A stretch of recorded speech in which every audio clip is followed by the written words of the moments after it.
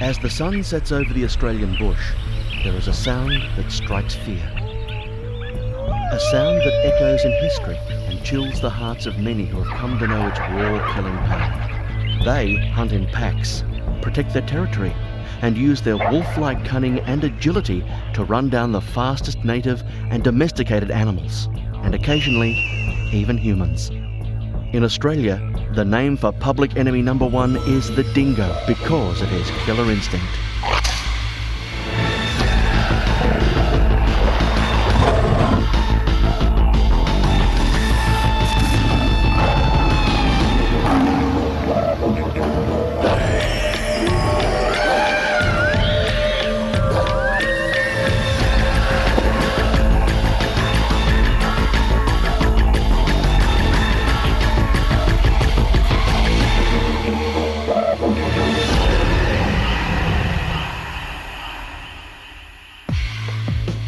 The dingo is known as the killer of the outback. With all the advantages of the largest mammalian predator in Australia, he has successfully carved a bloodied place in history. The scenes you're about to witness are at times confronting, but real, as confronting as many successful predators from around the world. So is the dingo misunderstood, or is it a carnivore predator with absolutely no place in the Australian wilderness at all? Many believe the dingo fell halfway between a wolf and a modern dog. To be more precise, the dingo is the first dog from which all domestic dogs are descended. First evolving in Southeast Asia around 135,000 years ago, it's thought dingoes reached Australia via Timor with traders about 4,000 years ago. So in reality, he's an introduced species, a feral, but initially was not seen as a troublemaker. A commonly known Aboriginal word for the dingo is warrigal. Now the warrigal would hunt together with Aborigine. He guarded the camp, he ate the food scraps, he even warmed the beds. He was a much loved pet. But more than that, he was even a part of the tribe. But where did the dingo go wrong? In Australia, he is regarded as a dangerous pest in many areas. Dingoes can be called the Australian wolf. They're our top predator, like in America, bears and wolves and cougars. Unfortunately, in national parks and other areas where people come into contact with them and the animals lose their fear of humans, they can and are dangerous. They have killed people. Rob examines tragic human encounters, including the Azaria Chamberlain case, and offers his insights. Did I think a dingo could have done that? My answer has always been yes. But it's not only the dingo's bad reputation that makes Rob Bredl take to the road. He meets up with people who love the dingo so much, it borders on obsession. When you get them from youngsters and bring them up like a dog, they are really, it's not like having a dog in the house, it's like having someone else. He takes us to true dingo country, where the only solution for sheep farmers to stay in business was to build the longest fence in the world, still maintained at 6,000 kilometres, that's close to 4,000 miles. I've seen things being bit by dingoes, and I've seen dingoes attack things. You know, they're vermin. Rob not only looks into the eyes of his beloved pet dingoes to find the killer instinct, but into their DNA to discover the purity of this first dog. Rob, of course, has the kind of first-hand experience many would not like to claim. In fact, my best love bite was given to me by a dingo on that arm. I've been touched by crocodiles, but the dingo's got the best so far. Remember, this animal is an introduced species. But isn't 4,000 years long enough to forgive and forget? Many extinct, endangered and native animals don't think so. Here the dingo finds a large and protein-rich meal in emu eggs. And farmers continue to curse the introduction of this successful hunter. But who was really here first? Now, right from the outset, white man has had the dingo in his sights. governments and farmers over the past 200 years have gone on an all-out effort to wipe out the dingo because he kills stock. Now that's not surprising, because in the early colony, if a person was to steal a sheep or a cow, it was punishable by death. So to the dingo, stock was easy pickings. So literally, as Australia prospered on the sheep's back, so did the dingo. However, the dingo played an important part in the lives of Aboriginal Australians. It was the subject of ancient rock art dating back thousands of years. They regarded the dingo very differently. Aboriginals related to the dingo as a pet, a companion, and a hunting dog. There seems to be no middle ground when it comes to loving or hating dingoes. So there's no wonder he's public enemy number one. But there's a little more to the story of the dingo than a wild dog chasing sheep. As well as sheep, the dingo preys on feral pigs, goats, emus, and even rabbits. In fact, it is said that after a drought, the dingoes can keep a rabbit population down for at least 2 years. Coming up, that story begins and how the dingo earned his fearsome reputation.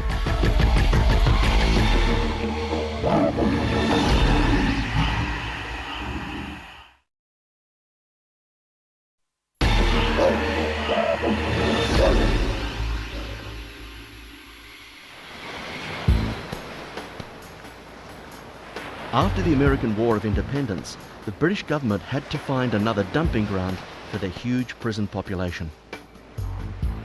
The answer lay in the vast island continent of Australia. The first convicts and settlers arrived in 1788. Of course, they brought food and livestock, but they also brought their European dogs. Life for the Australian dingo would never be the same again. In January 1788, Captain Arthur Phillip sailed into Botany Bay with the first fleet. And these settlers brought with them their European dogs, the greyhound and the Irish wolfhounds. And this marked the beginning of the end of the pure dingo. This playful dog looks like so many faithful family pets from around the world. This is one of Rob Bredl's pets. He owns 4 of these fun-loving animals. But there is a major difference. He's a dingo.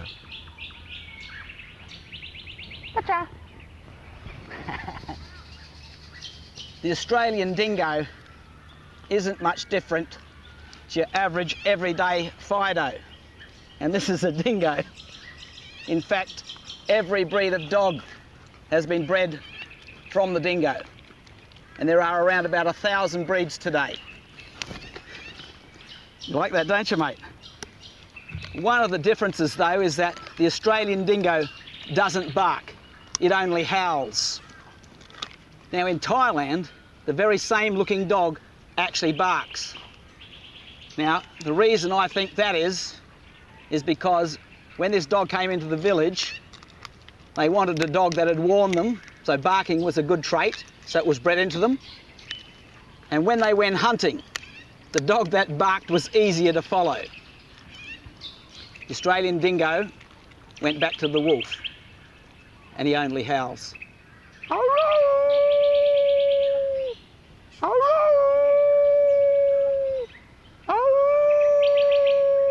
Come on, Mickey, Mickey.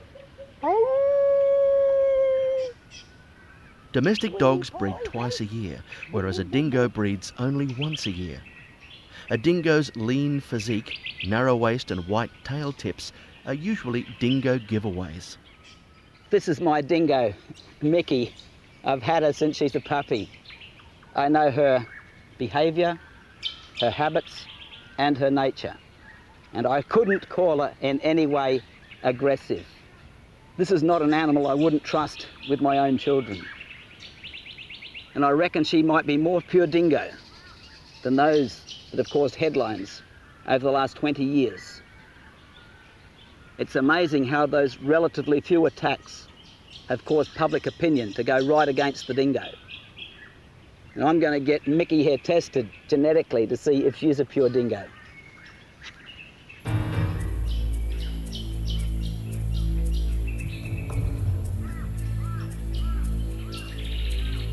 But don't let Mickey's friendly attitude fool you. The dingo is a cunning, strong and successful predator.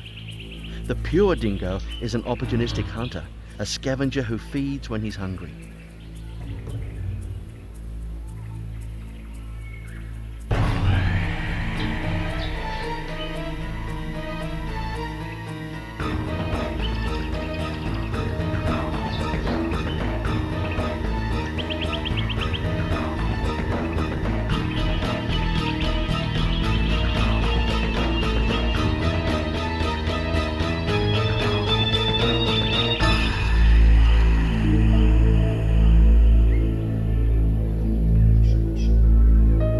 When climate conditions provide plentiful years, kangaroo populations are often out of control, destroying farm fences and robbing sheep herds of valuable grazing land. This is when the dingo actually helps control these roo populations.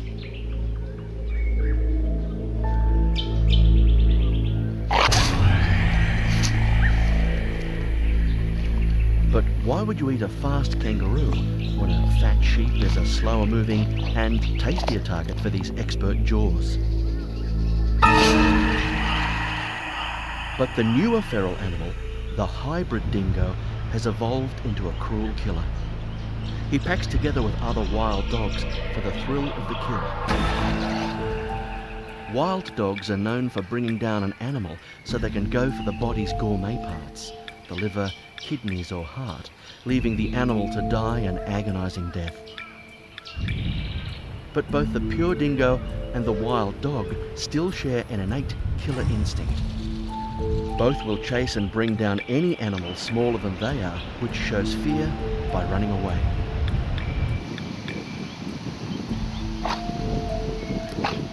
Even a professional like researcher zoologist Lee Allen is astounded by the dingo's innate killer instinct. One of the great experiences I've had working with dingoes and for some decades was to actually be in the presence of a dingo that had never killed in its life and had never seen anything killed in its life when it first came in contact with goats.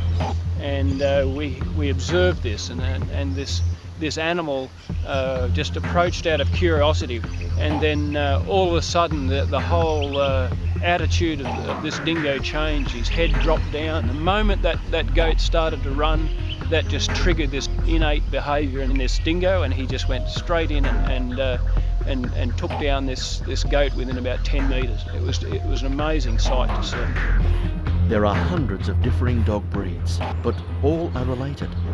Take a look at your dog now. No matter what breed, size or colour he or she is, they're related to the dingo. Believe it or not, little Fido has the same killer instinct.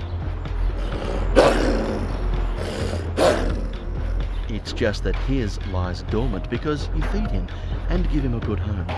Better keep it up. Tragically, the dog's killer instinct is at work today. Coming up next, we're going to visit the longest man-made structure in the world, and all because of that little yellow dog called a dingo.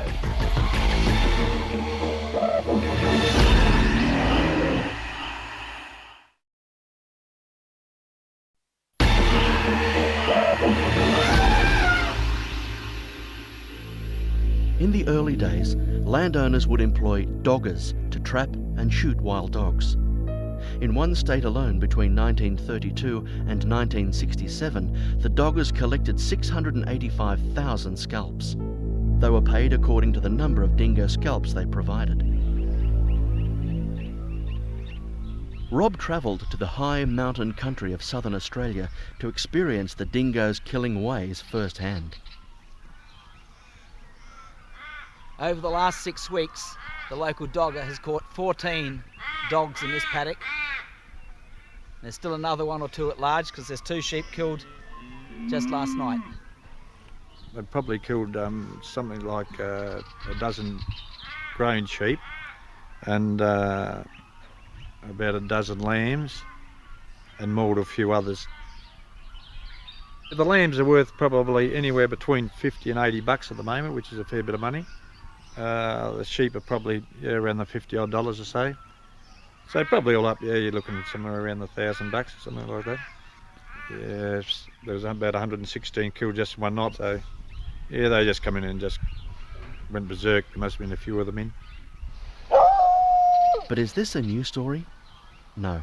Historical records tell us dingoes, or wild dogs, were causing havoc from the earliest days of the first Australian colony.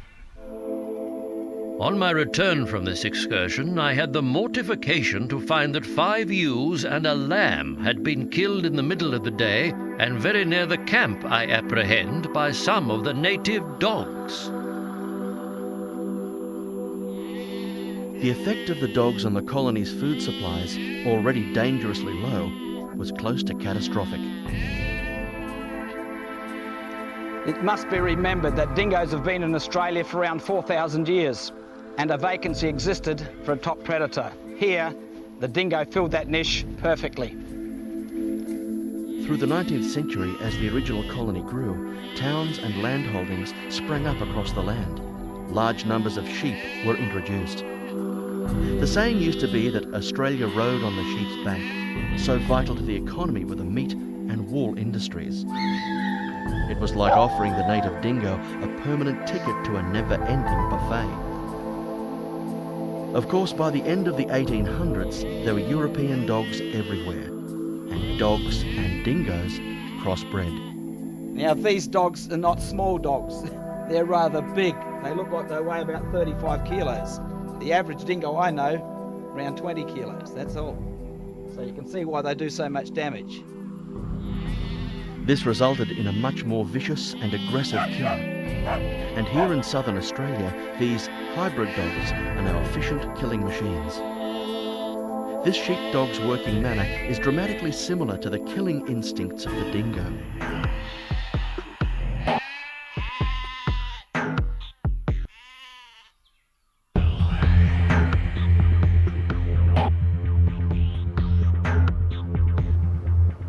The state government is so concerned about massive sheep losses, a meeting is held to discuss possible solutions.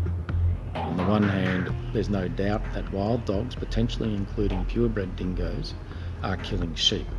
But on the other hand, there's a legitimate expectation in a lot of parts of the community that they're a native species and they deserve protection. But this is why the desperate arguments continue. The dingo in any form tends to be an extremely adept hunter.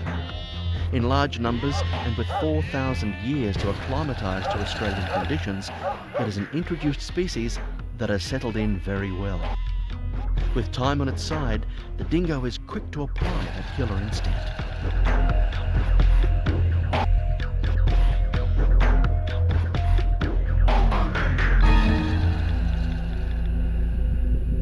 Landowners are desperate to find a humane solution to save their valuable sheep herds.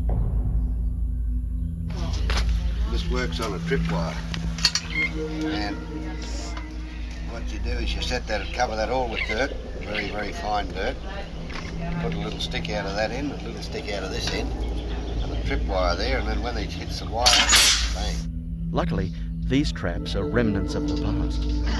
Yeah, they're rubber-jawed traps. Environmentally friendly. Wouldn't want to leave it on there for a week though. Today's traps are more humane. When a dingo is trapped, it's quickly and cleanly shot. The trapping of these dogs might seem a bit inhumane, but it is the best alternative.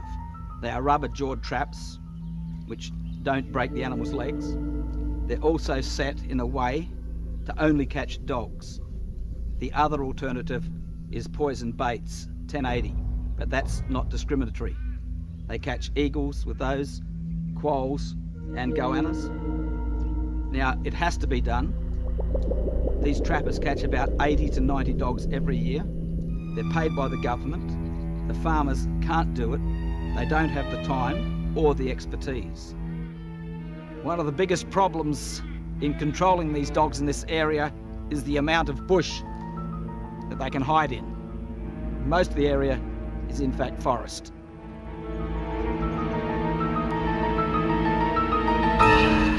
other parts of Australia, the government was forced to take different action. This resulted in the longest man-made structure in the world. Now this is a part of it, the longest fence in the world. In fact, it's 6,000 kilometres long, and that's twice the length of the Great Wall of China. To put that in a global perspective, this is where the fence winds its way through 3 Australian states. But when the USA is used for comparison, the fence would straddle many states. Even one side of this fence is considerable territory. Now, it was built in the 1950s, but by the 1980s it fell into a state of disrepair. And it was totally rebuilt from then to about 1990. And it was done because the dingoes became such a problem that the sheep industry in Queensland wouldn't have survived without it.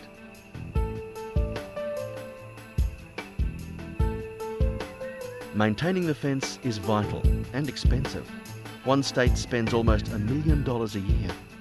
Rob met fence supervisor Jerry Stanley.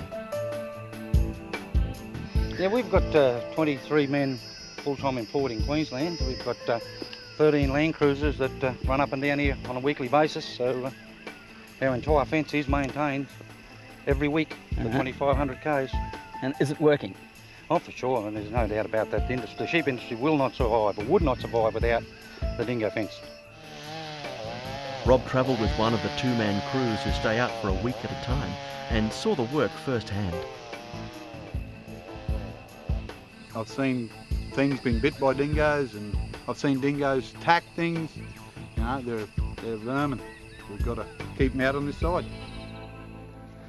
Coming up, Rob looks into the past to find the future for the dingo. One can just imagine a group of Aboriginals sitting under here around their campfire, eating turtles and fish they just caught from the river.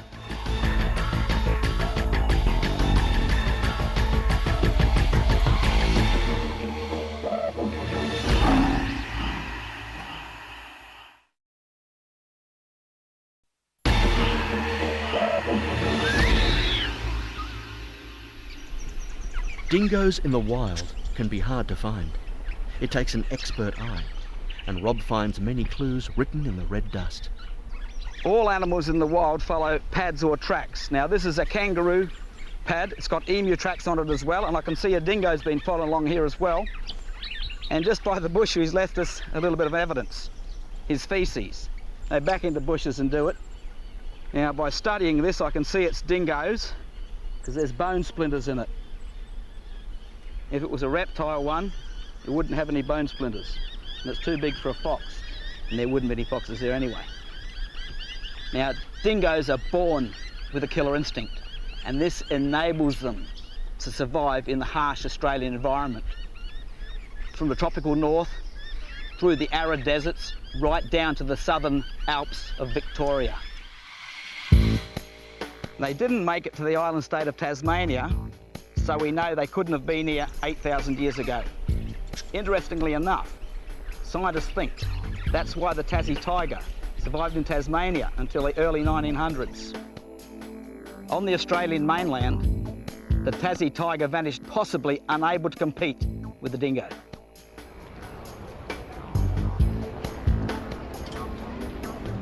Rob travels 3,000 kilometres to take a look at the Tasmanian tiger, or thylacine, to find out just how the dingo managed to cause his extinction.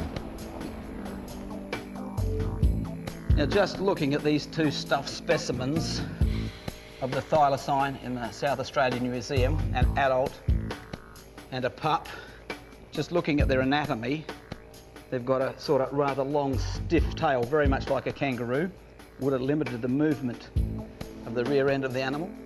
Also, they've got relatively short legs for the size of their body, so I don't think they're a really good runner. So in a one-on-one competition with the dingo, they wouldn't be able to run as fast. And if there was a fight one-on-one, I think the dingo would have won out, just being more agile all over. The law of nature, the survival of the fittest, played out its age-old game. This time the dingo survived, and the Tasmanian tiger disappeared from the earth. Years ago, a dingo had to be dead in order to determine whether or not it was pure. Its skull was boiled to remove all flesh, and then it was measured. This oldest known dingo skull has to be from a pure dingo because it predates the arrival of domestic dogs in Australia by about 2,800 years by my reckoning. But the skull measurement theory has recently been questioned because scientists have found that this skeleton is from an 18 weeks old pup, not an adult. Australia is an ancient land. In many areas, time seems to have stood still. Caves covered and then uncovered over the weathering years eventually reveal their secrets. I'm here on the banks of the River Murray in southern Australia to look for that cave where that 3,000-year-old dingo skeleton was found.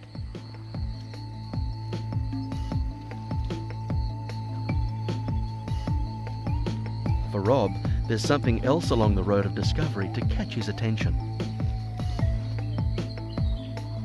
What I've got here is a turtle's nest that's been dug up and eaten by some predator.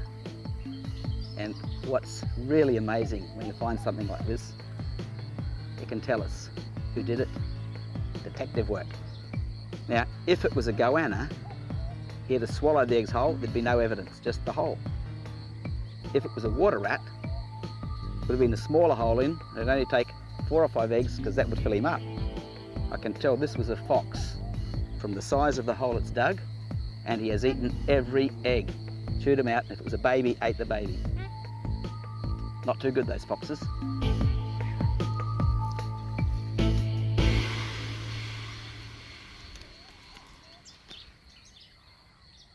Under this protective rock overhang, the ancient dingo skeleton rested for almost 3,500 years, around the same time as rock paintings of dingoes appeared in Aboriginal art.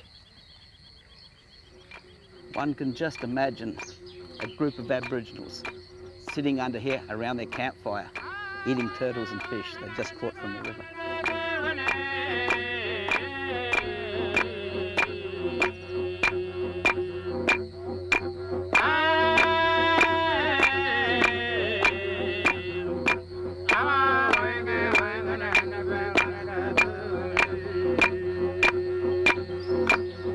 Rob is excited about this find.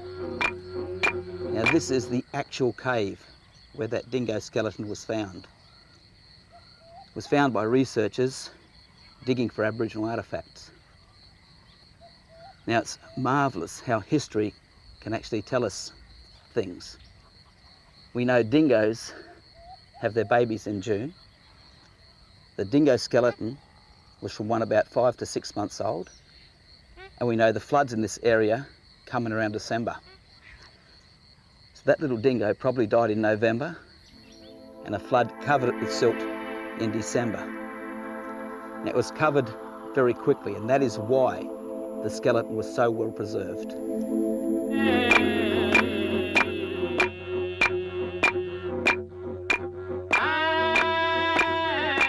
The connection between Aborigines and the dingo goes way back. This extraordinary photograph, taken in 1890, shows an Aboriginal woman suckling 2 dingo pups, presumably because they had been taken from their mother with the intention of having them as domestic pets or working dogs. It's the end of it, there it goes. Coming up, Okay, Rob into gets the cheek. scientific with his dingo, Yes, Mickey. That's it. Hey, don't eat it. I just want you to rub your cheek in there, that's all.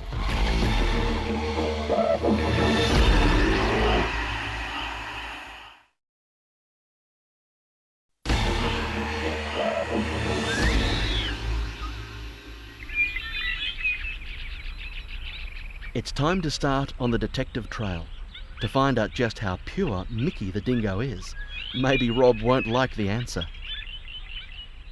I've got to catch Mickey to take a swab for genetic testing. She hates medicine, so she's going to be hard to catch. Hey, Mickey, Mickey, Mickey, Mickey, Mickey. Gotcha.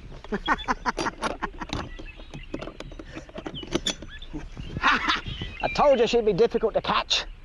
Hey, sweetheart. Okay. I promise you it won't hurt a bit, sweetheart. Okay. Okay, so let's tear apart at these tabs here. My fingers will work. Don't touch the end of it. There it goes. Okay, into the cheek. This way. That's it. Hey, don't eat it. They just want me to rub your cheek in there, that's all. 20 seconds, Dave. That's all you have to do is 20 seconds. Just a simple swab captures cells that contains Mickey's DNA.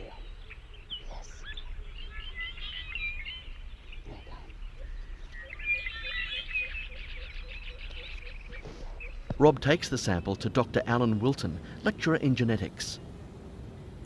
Makes you wonder about your own dog, doesn't it? The way modern science can tell us the difference between a pure dingo and a hybrid is using modern molecular techniques such as DNA fingerprinting, the same sort of thing that they use in forensics and paternity studies. And we can look at those sorts of, they're called microsatellites from a dog, and we can compare them between dogs and dingoes. We got those results for you, mate. Have you? We'll get the result of Dr. Wilton's tests a little later. The crossbreeding of dogs and dingoes isn't a problem restricted to the outback or the bush.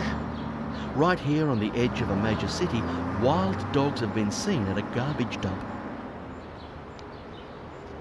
I'm in this tip on the edge of suburban Brisbane, where 8 wild dogs or dingoes are living, and people see them every day.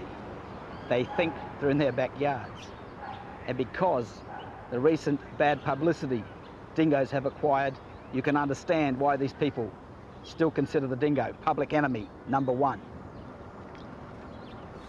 When dogs are seen scavenging around tips or dumps, the automatic assumption is that they are dingoes.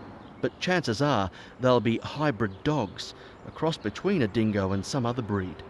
And that's what makes them so dangerous, because they are unpredictable. It's not surprising that dingoes have come to the suburbs. After all, they did start their association with humans on the fringes of Asian villages many, many thousands of years ago. The fear is that wild dogs could pose risks to children or older people and domestic pets. They also came to Australia as a domestic dog and didn't really prosper until Europeans came with their livestock.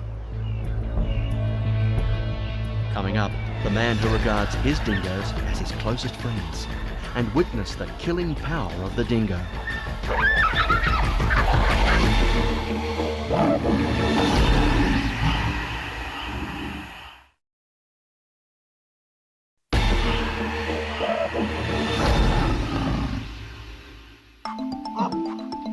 Rob travels through old Aussie gold rush country to meet up with Bruce Jacobs, owner of the only dingo farm in Australia.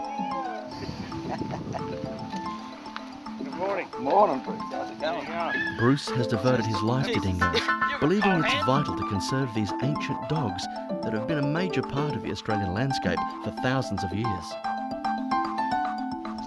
Has become a friend. He's like a person in a dog suit. When you get them from youngsters and bring them up like a dog, they are really, it's not like having a dog in the house, it's like having someone else. Well, if you don't conserve him, his gene pool in the wild's getting diluted and dulled through interbreeding with domestic dogs gone bush, and they're just rapidly disappearing.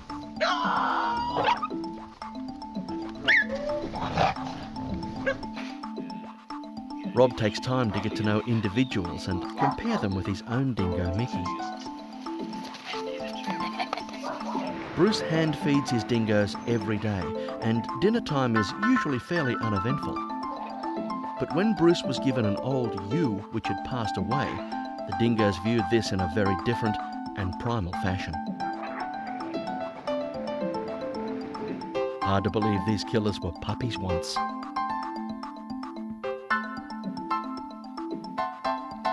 The dingo farm gives Rob a chance to study dingo behaviour up close and on a large scale.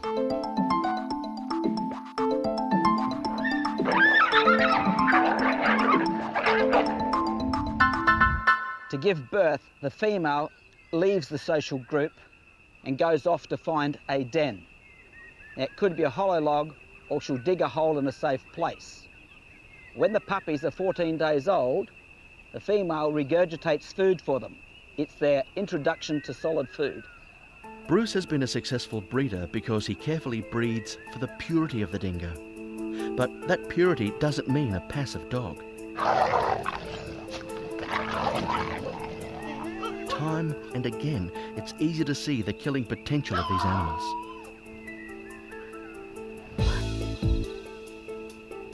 In the days of the sailing ships, all over the world, sailors put goats on islands in case of shipwreck. Now, in Australia, these goats have caused drastic environmental problems.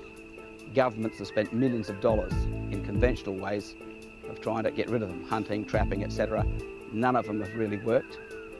Now, I've always reckoned that if you wanted to get rid of them, put dingoes on the island. And I know of a case where it has worked. When they released dingoes in December, the following February when we returned, we did an aerial survey and estimated 1,700 goats on the island. We returned again 13 months after that and could only count 200. 6 months later there was 21, and 6 months later there was 4, and so within the space of 2.5 years these 16 dingoes absolutely destroyed and took out 3,000 feral goats. Imagine what could happen if man ventures into the dingo's territory. In 1978, a young police officer was stranded in the Simpson Desert when his vehicle broke down. As he walked through the night, the 50 kilometres, almost 30 miles back to his base, he was followed and harassed by a pack of dingoes for most of the way. Several times they rushed in to snap at his heels and jump on him. He held them off with a large tree branch and waved lit matches at them. He was finally rescued the following morning. But sadly, this was only a sign of what was to happen. Coming up, the death of a baby cements the dingo's reputation forever. There wasn't time to go and tell people. I just yelled out, "Has anyone got a torch? The dingo's got my baby."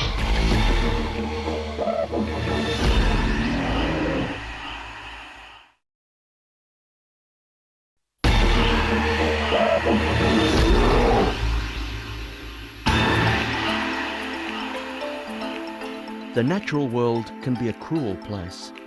Many predatory animals use their killer instinct to survive. But when people venture into territory that's home to predators, disaster may not be far away.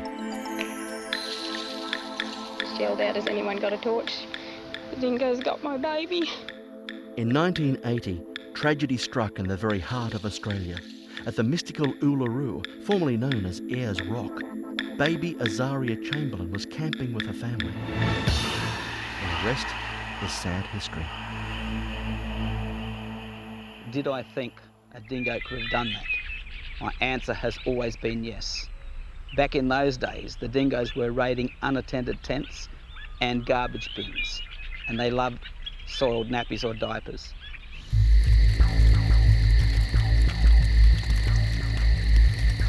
This apparently was the fatal combination of events creating a tragic case that reverberated around the world.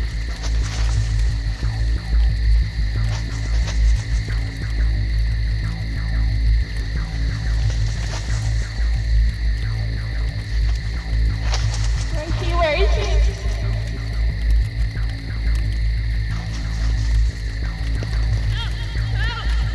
I think I got my baby. What's the toss? It's over here.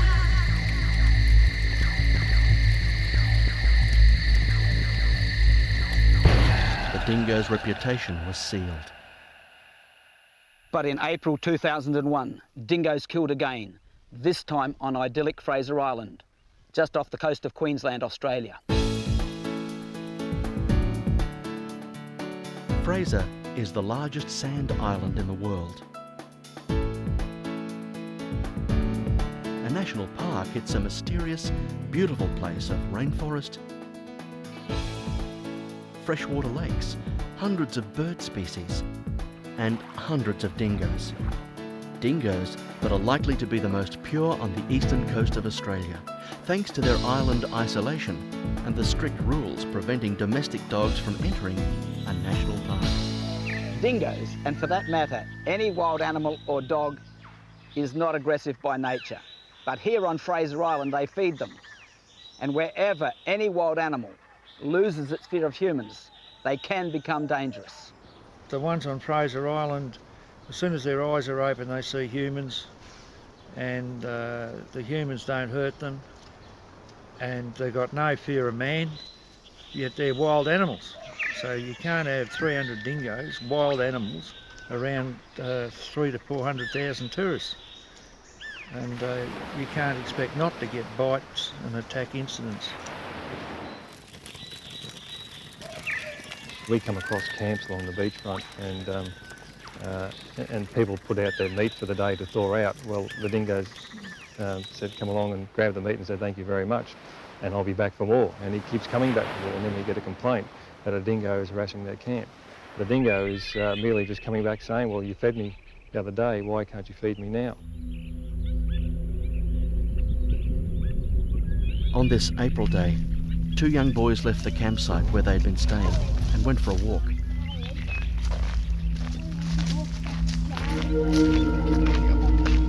Two dingoes stalked them, a male and a female.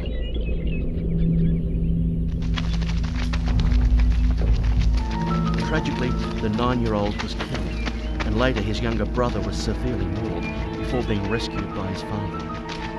It was another black mark on the dingo's reputation. In Australia, all attacks resulting in death have happened on unattended children. General attacks usually happen on children that run. The reason for this is because any dog likes to chase things that run. It sort of shows the thing is vulnerable. Now, I had an experience at Edward River, walked down a road, and about 15 dogs came out, bristles up, hackles up, chasing, growling. Now, I was scared, I can tell you. I knew that if I ran, they would chase and bite me, with no stones. So I picked up a small stick and I walked into them, waving it around, screaming at them, and they ran away. So if you do go into the wilderness, never leave your children unattended, and explain to them if they do come into a situation, never run, never run. Just scream for help and stand your ground. It may save their life.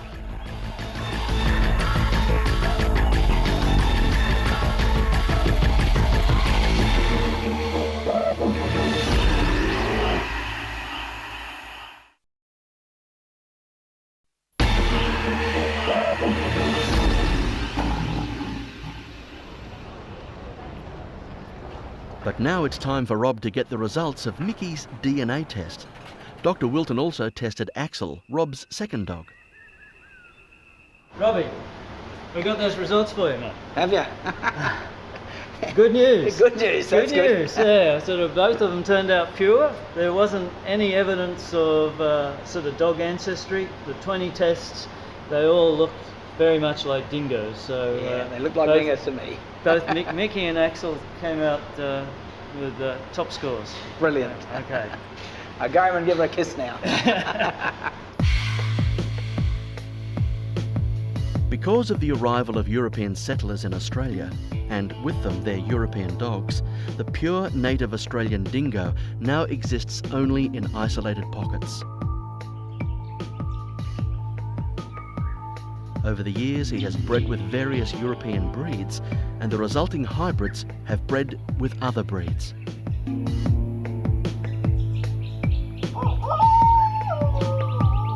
The cycle has continued since 1788. While all dogs share an innate killer instinct, the behaviour of the wild dog is the least predictable of all. Simply because no one can know what breeds make up his gene pool. So the question, is it a dingo or is it a wild dog, is a difficult one.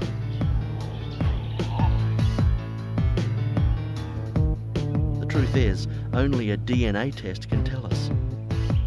In Australia, government is acting to help landowners control the packs of wild dogs that threaten to destroy their livelihood. At the same time, people like Bruce Jacobs feel we must conserve the pure dingo as we would conserve any other animal.